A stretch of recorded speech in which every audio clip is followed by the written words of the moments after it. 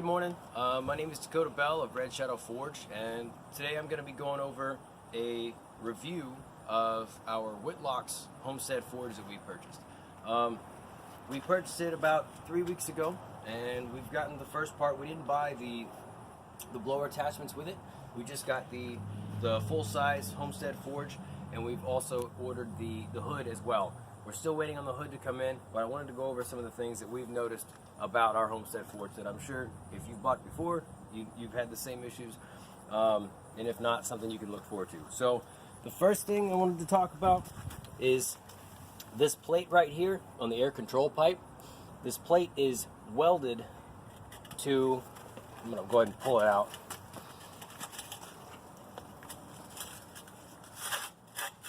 Not very easy, and I'll go over why here in a second.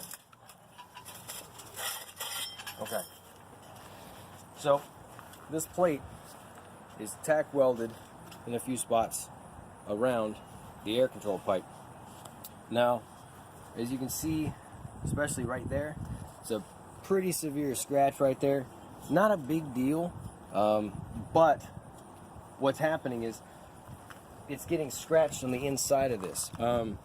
Like I said, let me jump back real quick. So these numbers, when you put them back in, these numbers should line up exactly with these holes, so that if I have it on 10, it goes 1 through 10. So if I set it on 10 to be at the very bottom, it should have all 10 of these lined up to where I could have all 10 holes open.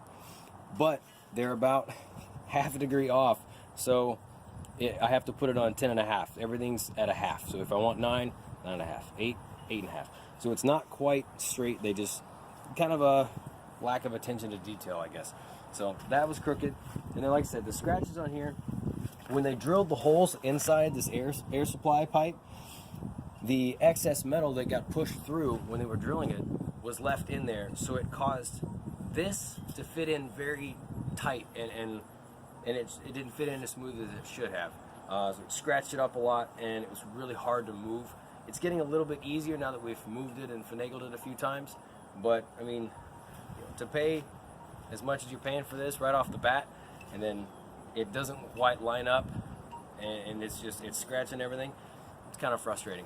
The other thing that we found was an issue was when you're putting the actual stand together, these are the legs, and there's one set on this side, one set on the other side, and all 4 of the holes, they don't quite line up, from the holes that are drilled into the actual legs themselves and the holes that are drilled into the top of the forge. They don't line up perfectly, so it's frustrating. I mean, again, if you're going to spend the amount of money that you're going to spend on this, attention to detail, kind of annoying on this. Overall, though, let's talk about the good things about it. We used it last night. It was our first day of testing it.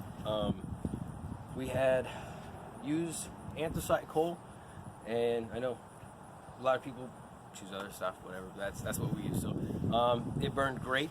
It lit up pretty fast, and we had no issues with it running at all whatsoever. We'd closed about half of it off. Today we're going to be using the whole thing at some point later on, so we can test the entirety of it. But it burns really well, and I do like it. It's a lot more reliable. It's a good design.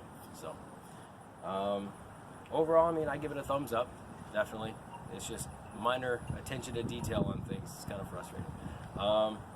I hope this was helpful, and I hope that some of these tips, if you can relate to them, share in the comments. Yeah, and thanks for watching.